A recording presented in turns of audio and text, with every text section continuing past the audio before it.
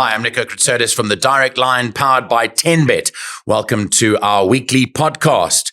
Coming up on today's show, we chat to Lyall Cooper, presenter extraordinaire, and find out his background and how he fits into the whole Direct Line scheme of things. We'll also be chatting to top trainer Brett Crawford. He recently left South Africa to go overseas to train in Hong Kong. The Hong Kong season starting soon, and we'll be chatting to Brett Crawford on the Direct Line a bit later on. And we'll also look at the recent winners of the Equus Awards, the championship horse racing awards that were held last weekend down in Durban. And we'll be looking at all the winners and working out how it all came to be. That's coming up on the Direct Line, powered by 10Bet. Right, welcome to this week's show, and a special person I've invited to be part of today's show is Lyall Cooper. He needs no introduction to horse racing fans, but on this particular forum, I wanted to find out quite a bit more about Lyall Cooper, and he joins me in the studio today to chat about his exploits in horse racing. Welcome to the studio, Lyall. It's great to have you with us on the Direct Line, and I say great to have you with us, but you've been with us for a while on the Direct Line because you're part of the tipping team that makes up the success that the Direct Line has been since its inception. I'm excited to be here, Nico. This is going to be fun. What a lovely studio you found here. And we're going to get to know each other a bit better, or the viewers will get to know us a bit better, and looking forward to this venture. This is going to be exciting. Now, I'm going to take you back a little bit of time away because quite a number of years ago, Lyall will correct me. He'll actually tell me exactly how many years it was, but I was in charge of the horse racing channel that was hiring new presenters at the time. And a certain executive came to me, one that I didn't particularly like, to be honest, but came to me and said, "You need to hire this guy. He is training me to play better golf. He's coaching me to play better golf at my golf club. And you must employ him as your new presenter." And me being who I am said, there's no ways that I'm going to be told who to hire. I'm going to obviously audition everyone and work out what their strengths are and how strong they'll be as a horse racing presenter and what their backgrounds are.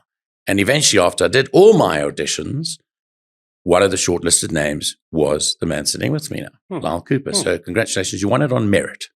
Thank you. I thought, John told me that he took me in because of my looks, because he said they need to get the looks up in the station. Did he say that? Yeah. So that's why I thought I got it, but thank you. Now I know the truth. But I didn't know him exceptionally well, and I was so excited when you mentioned the auditions. And if I remember correctly, the other people doing the auditions with me didn't really understand horse racing. So I found the questions particularly easy. Why? Because I followed horse racing my entire life since I was 12 years old. Really? But your background is golf. So when did you pursue your golf? What age were you when you said, right, I want to start playing professional golf? Well, I nearly left school when I was 15, but thankfully I stayed in.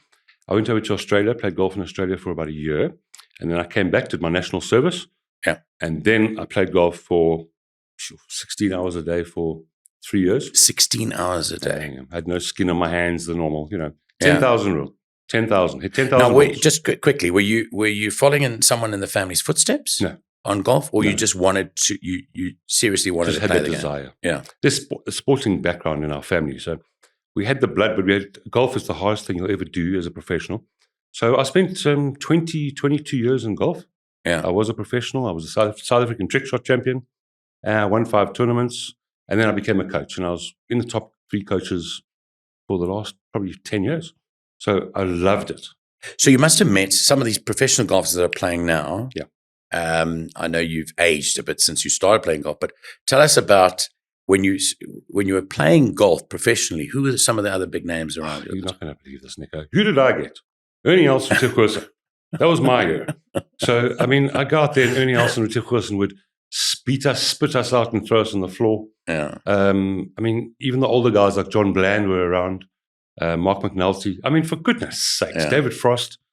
They were just above me, old age-wise. So I was in a bad era. Yeah. My era was top golfers. But it is particularly tough to break through. It's hard, Nico. I know my young sons, and you've coached them on a couple of occasions, want to play golf. It's very much an individual sport, but it is cutthroat And as you say, you played 16 hours a day. And just at the end of that, you worked out that it wasn't for you to pursue. Well, I was good enough, but mentally I wasn't.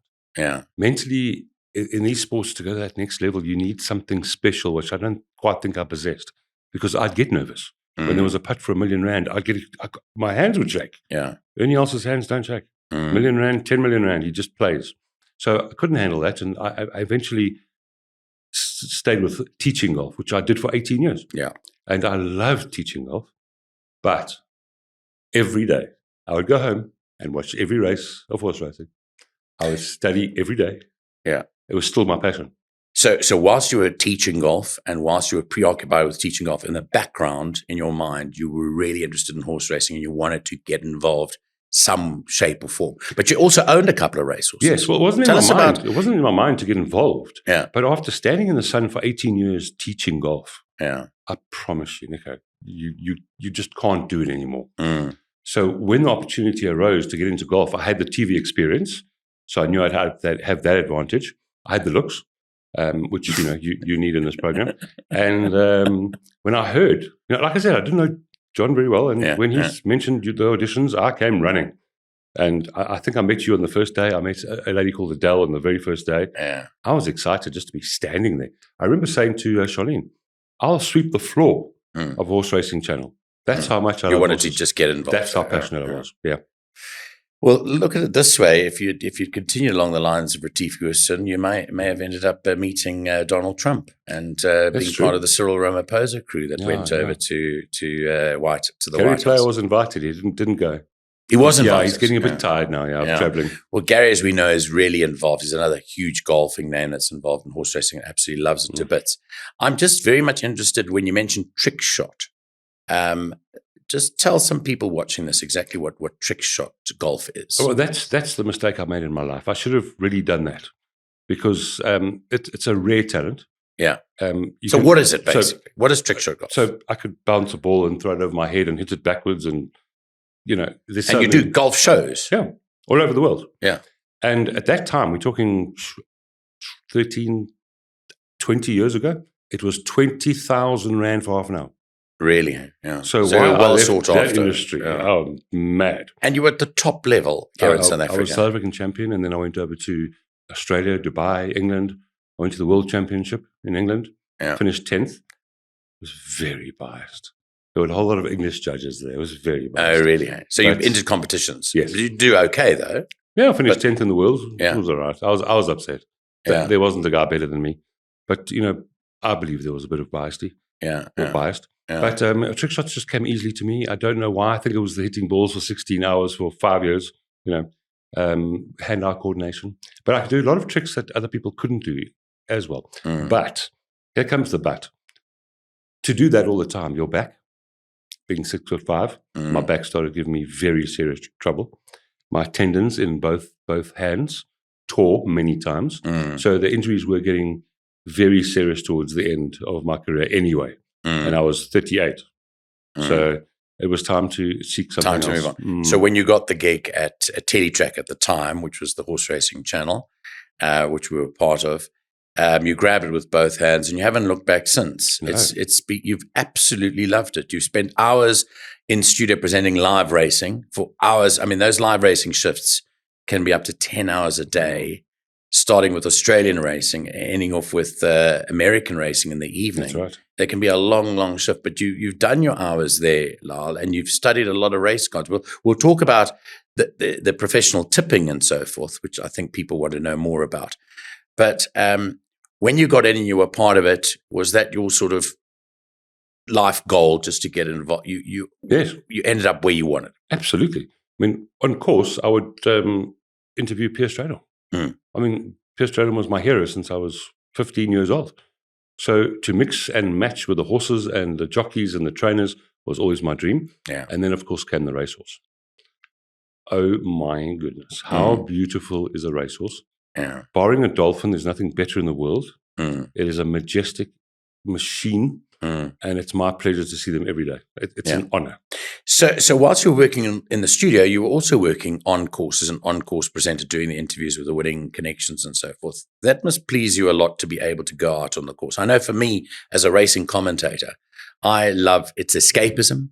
I love going out, commentator, using my binoculars, calling a race, describing it to people and so forth. You must love going to the race course and sort of smelling the horses and looking at these animals, seeing what their demeanor is, so that you can be able to tip them to people if you like what they look like. And I know you work a lot on looks. Oh, yes. I mean, just meeting some of these champions, to mention a few, the Hawams of the world, the Summer Puddings of the world. I've literally touched them, met them when they were in their prime. Wow, I know people who don't know horse racing will be laughing at me right now, but I mean, just to see Summer Pudding in the flesh, you know what I mean, Nico? She was absolutely amazing, just to touch her. But yeah, being on course, it also gives you access to the trainers and the jockeys, the inside information, if that makes sense, because it's very difficult tipping off course. When you're there, it's much easier to see the horse, to listen to the talk, to listen to what the jockeys are saying in the interviews, the trainers. You learn a much, much more on course than you do anywhere else, and you become part of the team. And I wanted to mention that during COVID, what was it, like 2 years we didn't race properly? Something like 2 years. I was the lone person on course with all the jockeys and trainers. So I think and the masks. And you were there too. Yeah, and the masks. So you were upstairs, I was downstairs. There were only jockeys and trainers on course and the horses. Yeah. So I got into a very good friendship with all the trainers and jockeys. And that was great, because now you really get to know them well. Their habits, their superstitions, you get to know them as human beings. And that was a really fun time for me, actually, COVID, believe it or not. It was fantastic. But yeah, I'm honored to, even if I stop now and die tomorrow, I met all these champions. I met the champion humans, champion horses, and lived both my dreams, golf and horse racing. Absolutely. Luckiest person in the world. So let's talk now about the direct line, because ultimately we've partnered now with 10Bet, and it's great to have a backing from a huge betting brand, the likes of 10Bet, who also are the official betting partner of Bafana. And it's great for the direct line now to reach a relatively new audience that will see us. What do the direct line do then? So you joined up with us. They're basically 4 tipsters, of which you and I head the crew, but we're basically a team of 4. Yes. What do we do? Well, must mention firstly that the other 2 have got 10 times more experience than us, because I think they are so old, Nico. We need to start retiring them soon. But their knowledge is superb. So the Ghost Rider and Nino Podesta, they just know everything about racing. So it's an honor to have those 2 guys with us. They've been doing it for 50 years. You and I literally also, since we were born almost, this has been our passion. So not only have we all studied, we've got the experience. We've tried everything betting. We've tried every technique that's ever been used. We are not only in the industry, but we are punters, tipsters, and then we've got the information we do. We are hands-on with jockeys and trainers. We've got access to that very privileged information, which we pass on via our tipping. But then, of course, we're very good at finding value, the 4 of us, because we study. So the favorite can be even money. How many times we've done this? Even money favorite. We find a horse at 8-1 that's actually weighted to beat the favorite. And we tip it, and it often wins. So that's our expertise, finding value, inside information, our knowledge on what the horse should look like, etc., etc. I think and our 2 old boys, I mean, they just literally know everything about everything. Yeah. So basically what happens is every single day there's South African racing, which can be 5-6 times a week. We get on a group call, and the 4 of us thrash it out. Literally. And eventually we come up with a consensus, which goes on a sheet that is sold to subscribers. And those subscribers, I think at the end of the day, they speak to our PR lady Bella, and she gives them all the info once we've finished dealing with them. Normally we finish about 9:30, latest 10 a.m. The morning of race meeting, and we distribute those sheets out either via email or via WhatsApp normally. Again, there's a lot of bickering and a lot of fighting in those meetings, because we want to get it right. I'm going to be fairly critical here. There's a lot of wannabe tipsters out there. I find, Lyall, to be honest with you, that there's no recourse for people listening to bad tips to continue listening to bad tips. And, there's got to be some sort of monitor that monitors the bad tips and says, are these guys really tipsters? So we like being right. Obviously, every tipster wants to be right, but we pretty hard on ourselves. It's so funny you say that, Nico, because a lot of people out there, the tipsters or the pals and me, don't see me as the best tipster, but I've got facts for you that I've never shared. When Tab kept a list of the tipsters in South Africa, I was always number one for a good year or two. That's changed that system. When we've done those competitions, through that tipsters competition, I don't think I've ever missed the top 10. And we are talking over a period of years. I've often finished top 3. We're talking out of hundreds, Nico. So just on that, the right tipsters, my point is, are not necessarily getting recognized. The accolades. Yes. Yeah. Whereas maybe some of the wrong ones are. And we do take it very seriously. And I think that's also our talent, is we're not there to give them tips for the sake of giving tips. We put our own money on that horse. We really like it, and for very good reason. And having the 4 of us, we respect every single one of each other's opinions. So, if you come up with a number 8 and none of us like it, you explain yourself. And if your explanation is good enough, we put it in. And that's actually how we make our biggest money, with those funny horses. Yeah. With the horses that we generally don't agree on, but we force our own opinion into it. So it does get into those final selection pages. Right. There's a lot of people that may be watching this that don't have the first clue about horse racing. Explain to them how horses run to form, because people won't believe it, but it is uncanny. How can a champion racehorse always beat the other horses? How is it possible? And how can they always run to form? You and I know that when we study a form book of horse racing, that if one horse has beaten another horse, it's possible for that other horse to beat that horse that beat it before, because of a change in the weight, a change in the draw, a change in the jockey. Correct. Luck.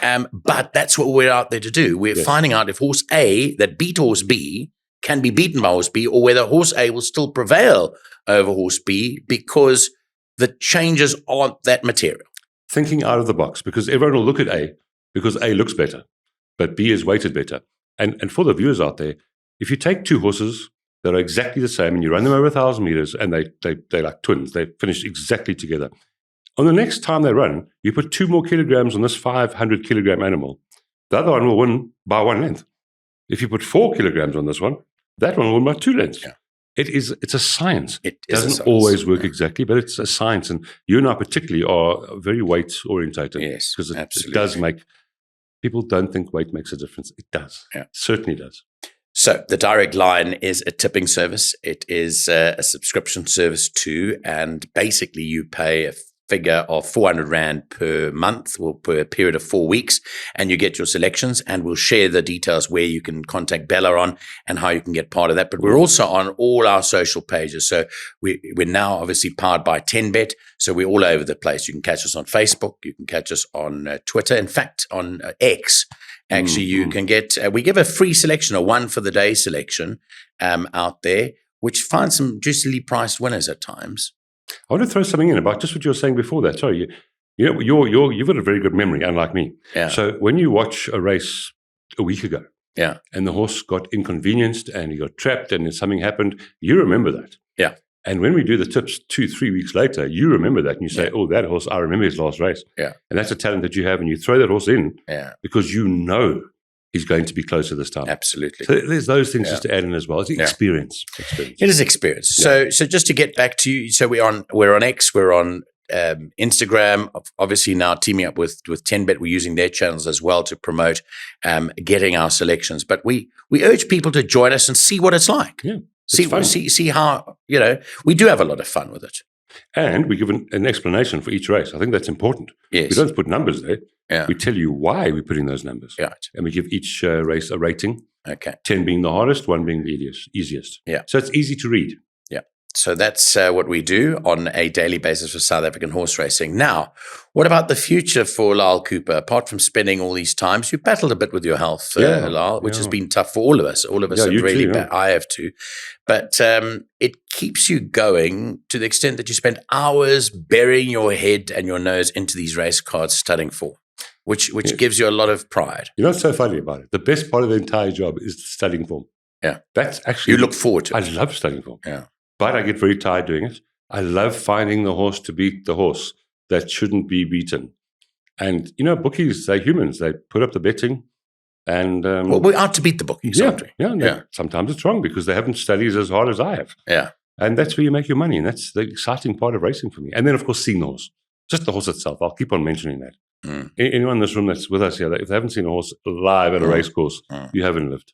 You must have your favorites. Tell us about some of your favorite horses that you've seen over the years. Yes, I love that question. Because you've been particularly fond of, I know, Socrates as a sire, but I was fond of him as a racehorse. Yes. Not so fond of him as a sire just yet. But what are some of your best memories of horse racing that you remember that you really, really enjoyed those horses? The one that stands out head over shoulders always is Horse Chestnut. Yeah. I was there for his win in the third leg of the Triple Crown. Mrs. Oppenheimer was there. That will always stand out. Turpentine was full from corner to corner, and Horse Chestnut was just the best I've ever seen. Another one for me, I really loved Socrates. Absolutely loved him as a horse. Hawam overshadowed him. Hawam was a little bit better than him, but I just loved him as a human. I got to meet him as a horse, I should say. And I think as a sire, just wait. I think maybe a bit like Silvana. Maybe it'll take a bit of time. I want to quickly think of anything else that really stood out for me. Give Me Another. I was quite impressed with Give Me Another. Yeah, she's gone overseas now. What a pity. I think she'll win a couple of races overseas. What a pity she left. Oh, she was lovely. Quid Pro Quo in recent memory. Loved Quid Pro Quo. And then, some of those other girls and boys, there's so many of them. Malmus. Yeah. Malmus, notice they're all recent. Malmus, Socrates, my favorites in the recent times. Yeah. I'm trying to go back 10 years. What about some races? What races do you look forward to? The actual races on the calendar? Well, it's an interesting question for me. I actually quite enjoy maidens. Yeah. As much as I do a grade one, to be honest. Really? So it's just one race is the same as the next? It doesn't bother me in the slightest what race it is. The ones I don't like are the 66 merit-rated fillies and mares. Yeah. Because there's 14 horses. They're not particularly good. And now you've got to sit there and work out all their weights and see who's better. And they're inconsistent. They don't run to form. That's not my ideal. My ideal is the maidens, the Pinnacle Stakes, and the Group 1s, 2s and 3s. I like good horses. What's the future of horse racing look like through the eyes of Lyall Cooper? Much more positive than it was a few years ago. We've had our problems, but it's feeling more positive at the moment. On course, there are a few more people arriving. The betting's starting to go up a little bit again. And I hope we are reaching the middle class. We need the middle class to save horse racing, not the upper class. And I think to some extent we are. Thank you to internet, online betting, cell phones. Now the middle class can sit at home and take their £5 and put it onto a horse with ease. Yeah. It is a bit negative because we'd like to see more people at the racecourse ultimately because we like filling racecourses. Because England, they have both. It's free to go to a racecourse. So, if you know where the racecourse is, you can walk in and you walk in for free. There's food and drink available and you can get up and close personal with the horses and the jockeys and so forth. England has the crowd and the internet betting. Yeah. So it is sad. Hong Kong, crowd and internet. We need both. We are lacking the crowds. It's disappointing. But I think with some really clever marketing and some really, maybe some of our race courses are in the wrong place, we could argue. But some good marketing will go a long way, I think. You like to put your money where your mouth is. So when you do bet, what's your favorite betting? What's your favorite type of bet? My favorite bet is a straight win. Yeah. But I'm a big one for straight win. Oh, you also? Yeah, because you don't have to worry about what's run second and third. You just want your horse to win. But my brain tells me, Lyall, be patient, take a place bet. Yeah. But my head goes with the win every time. I quite like quartets. Taking quartet is picking the first four in the right order. First four, and I take a bad one and I float the bad one to finish in the top four and take as many as you can because that pays. Yeah. But I think straight win. Yeah. Pick six would be my best bet, but my percentage of catching it is just too small. Yeah. It's too depressing. Very hard to pick 6 consecutive winners on a day. It's hard, Nico. Yeah. I think I've caught 4 or 5.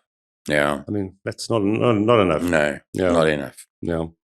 Lyall, it's great having you in the studio chatting about what we do together. And I know that it's a new era for the Direct Line, partnering with 10Bet and having them on board. And I just hope that we reach a wider audience that can enjoy the hours that you put in and the time and effort that you put in with your selections, along with the rest of us as our team. But thanks very much for coming in and chatting to us, and all the best with your future endeavors. My pleasure. I think you and I will be in horse racing till the day we fall over and die. Thanks. We love it that much. Thanks for coming in. Thank you. Always like having expert South Africans plying their trade elsewhere in the world, and on the direct line powered by 10Bet, we always promise you that. And I've hooked up with an old mate of mine. Brett Crawford is now training racehorses in Hong Kong.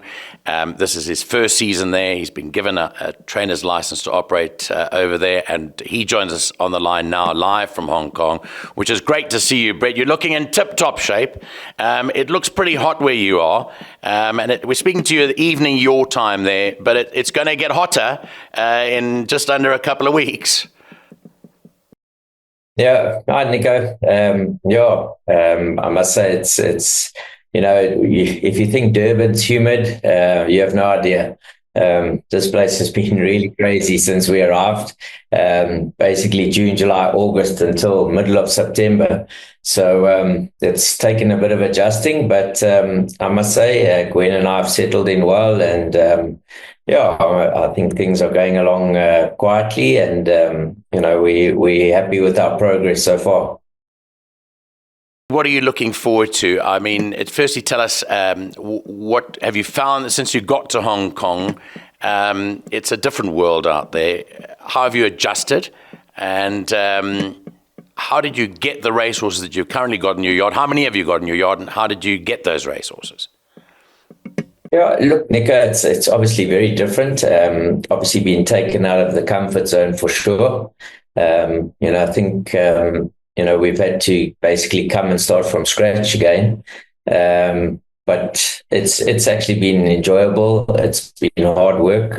Obviously networking, meeting new owners for the very first time, and obviously, trying to convince them to give you an opportunity. So it's been very different. I think we've done pretty well. I think we've been fortunate enough to be given opportunities by quite a few owners. So we currently have 25 in the yard. We have 2 new horses en route from Australia that have been purchased by the owners that they will be sending to us. It's looking up. I'm happy with the horses that we've received. And as you say, it's very different here. Things were a bit quiet in the off season. Most people went away, so we were pretty much here on our own, which was in a way quite nice to settle in, get used to everything.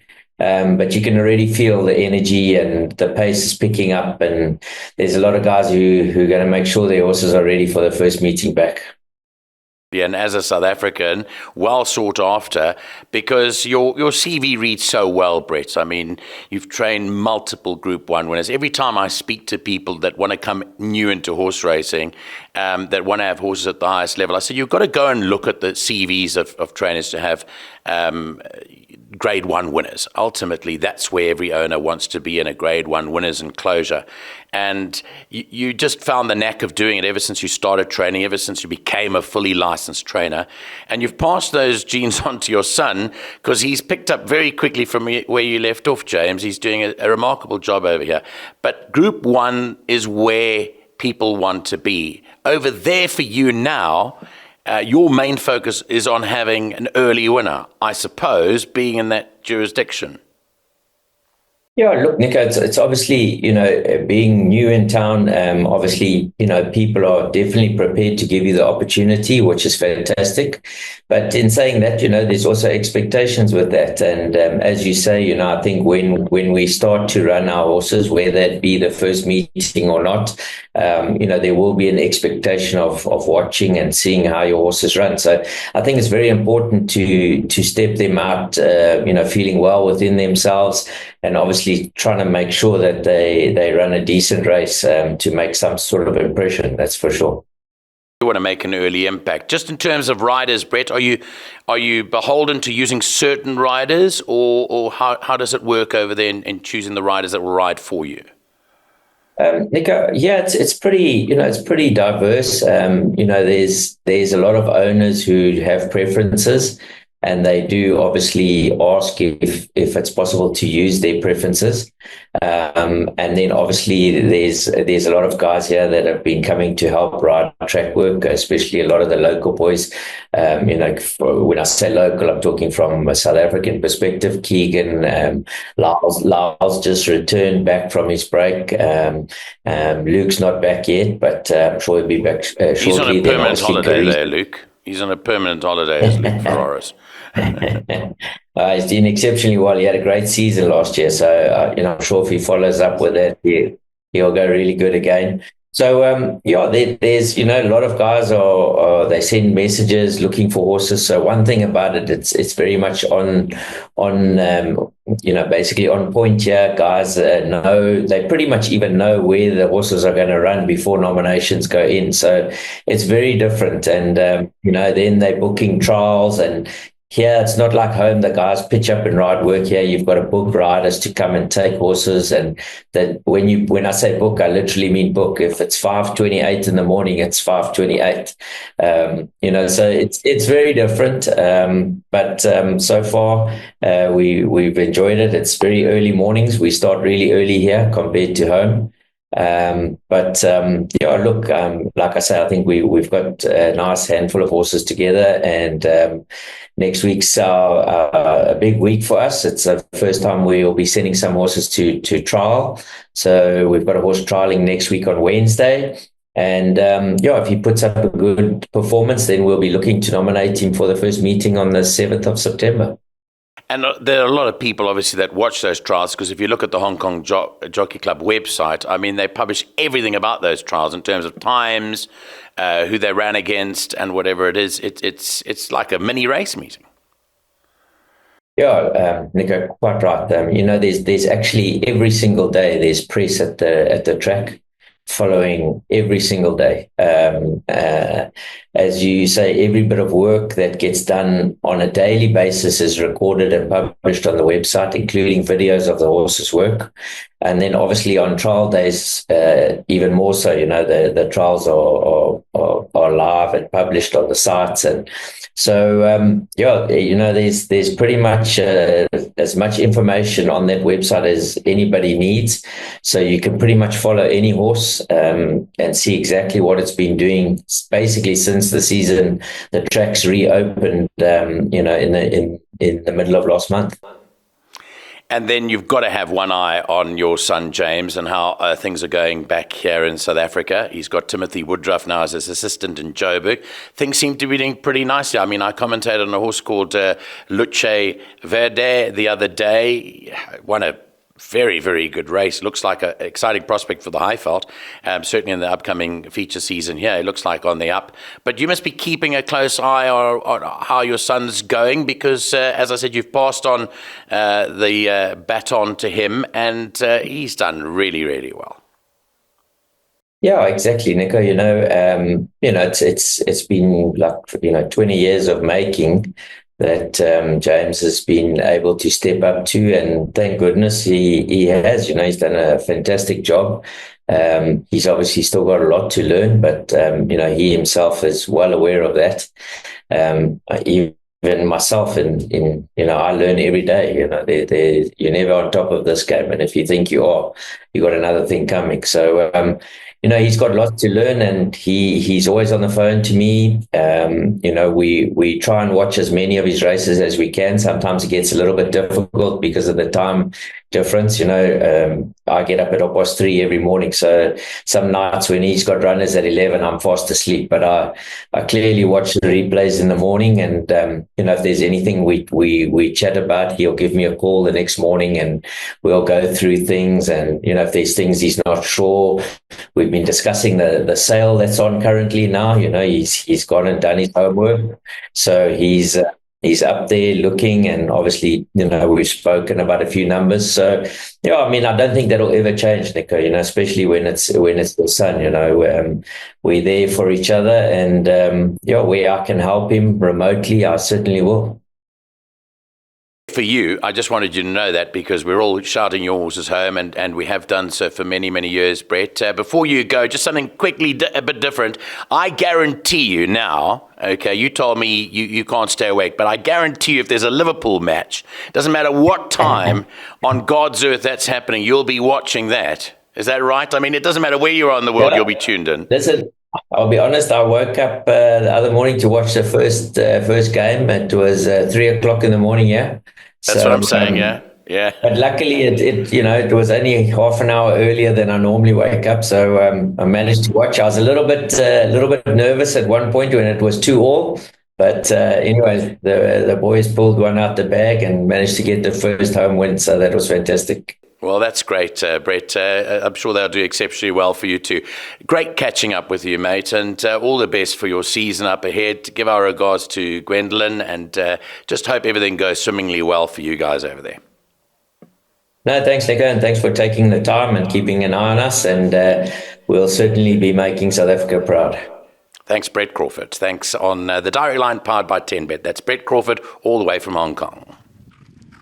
It's time now for Nico's Notebook, and in today's Notebook, we look back at the recent Equus Awards, which were held last week down in KwaZulu-Natal at Greyville Racecourse, with the compere Alistair Cohen being the master of ceremonies for the evening. 10 categories, and the winners were the champion 2-year-old filly went to the Alan Greef filly Golden Palm. Well, Alan Greef certainly stole the show when it came to all the juvenile fillies races countrywide, and he earned himself another very, very important award in his life, a Special Achievement Award by the Equus Awards Committee. The champion 2-year-old male was Jan van Gooyen from De Kock Stable. 3-year-old filly was Fatal Flaw. The 3-year-old male was 8 on 18. The sprinter was Gimme a Prince. The miler was One Stripe. Champion middle distance horse 8 on 18. The champion stayer was King Pels. The older female was Double Grand Slam. And then the culmination of the Horse of the Year ended up going to 8 on 18. Well done to Justin Snaith, who picked up the champion trainer's title for yet again another year. And well done to 8 on 18, becoming the champion racehorse of South Africa. Well done to owners Nick Johnson and to Johan Rupert, who co-own 8 on 18, who was bred by Drakenstein Stud. I had a word with Nick Johnson and his wife Celeste at the awards ceremony last week about the exploits of 8 on 18, and he's set to take South Africa by storm again this next new season. They're really looking forward to him in the Cape summer season, and he's certainly a horse that you can pencil in for some of the big races coming up at the end of 2025. Also, notably, I did see the advertisement that Bloodstock South Africa put out, which is a tremendous achievement and has to certainly gain headlines, is the fact that every single one of the horses that won the awards was sold at a Bloodstock South Africa sale, which is really a magnificent achievement considering the fact that they go all the way from 2-year-old horses all the way up to the older horse and Horse of the Year category. Every single winner was sold at a Bloodstock South Africa auction somewhere in the country, which is really a feather in the cap for all the Bloodstock South Africa team.